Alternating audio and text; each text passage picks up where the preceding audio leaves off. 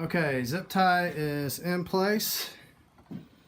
I lost my key a long time ago. In case you ever lose the key to a zero turn, it's kind of scary that your expensive piece of equipment can be unlocked with a freaking flathead screwdriver, but that's all it takes to start a zero turn. So, oh yeah, it won't start if it doesn't have the little emergency brake on.